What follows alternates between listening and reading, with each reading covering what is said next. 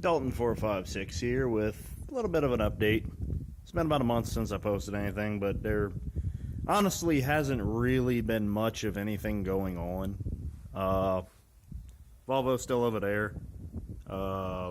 At some point, I'm going to try to work on the AC some more, get it working properly.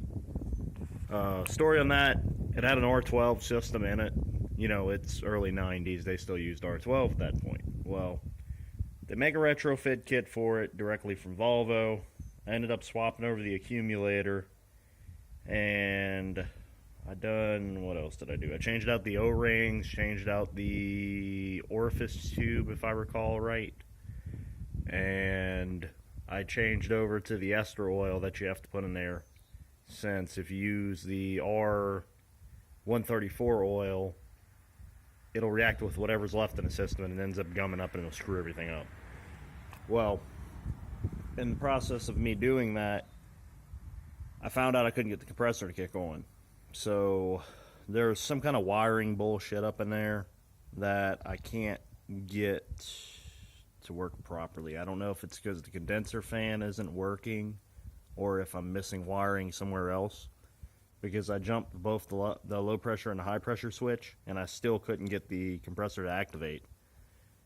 Now, on to the other problem with it. Whenever I went and I jumped the compressor, you know, just to see if it would even cycle or if it was locked up or anything, the compressor started making a lot of horrendous noises. So I'm guessing since the system was decharged for quite a while, it may have gotten moisture in it, and perhaps it's locked up the compressor or something's gummed up in the compressor and it's not working properly.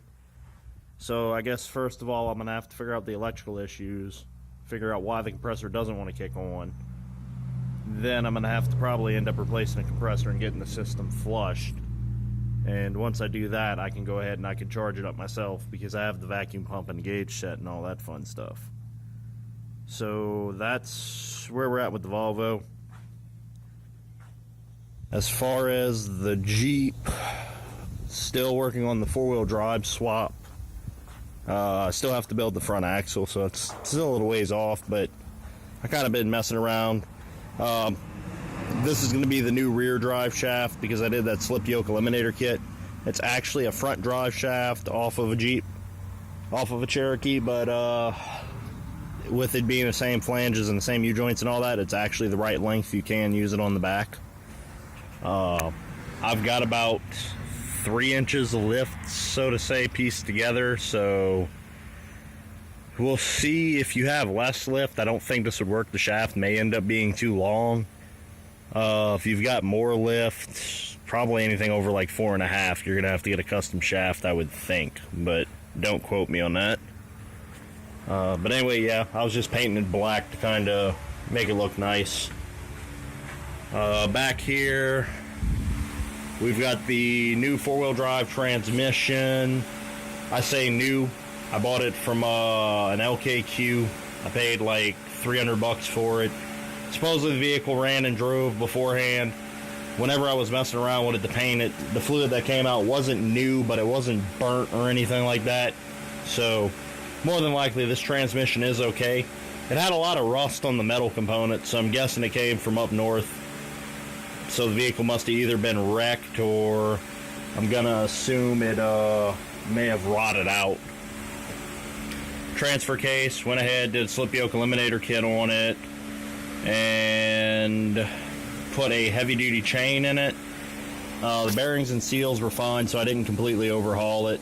I figure if I have any issues down the road, I'll end up taking it apart and I'm gonna put the wide chain kit in it, because this transfer case is actually adaptable to a 4L60 as well. So if I ever do the four-wheel drive, I mean, not the four-wheel drive, if I ever do an LS swap in it, I can also use the same transfer case and it'll hold up.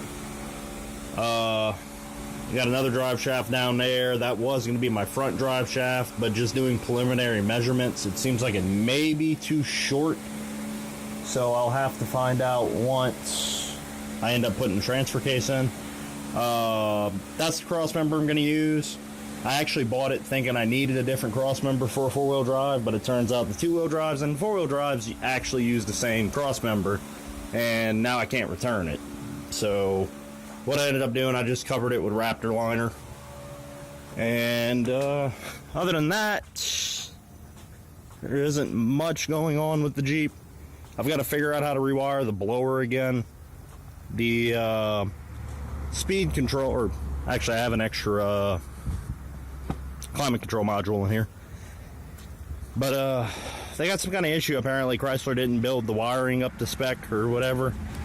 And they have a lot of issues with parts melting on the system. So I originally had to replace part of the harness because it kept melting the blower relay. Well, now my blower will not work on 4. It'll work for like a minute, and then it heats up, it shuts off, and it'll just keep cycling on and off.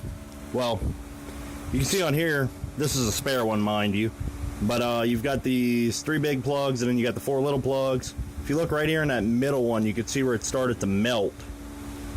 That's what the one I have in there now is doing. It started to melt the harness, and it started to melt on the connector itself. So, you know, that's always fun. Other than that, the only thing I really did that I haven't shown before, I got my hands on some Raptor liner, which it's a really nice spray-in bed liner for a DIY person. Comes with the gun, all that fun shit. I went ahead and I did all my wheel wells, and I did the underside as well. Driver's wheel well, just in case. But I did the underside as well, and I think it cleaned up the Jeep very nicely. The only other thing I may do, I may eventually paint the rockers with the Raptor liner, maybe all the way up to this lower body line here, because I do have some rock chips already, and I figure that may help out a little bit. Whenever I drop the transmission out, I'm kind of thinking of doing the whole floor pan, but I'm not sure on that because it's a pain in the ass to shoot this bed liner straight up. But that's really it for now. Oh, let me see if my hatch is unlocked. I also built a new box. Still got the DC Audio Level 6 in here. Came out nice. I wish I would have realized before I built it, though, that it's way louder with the port facing backwards and the sub back, so I would have built the box a little bit shorter and better all around, but that'll be a project for next time.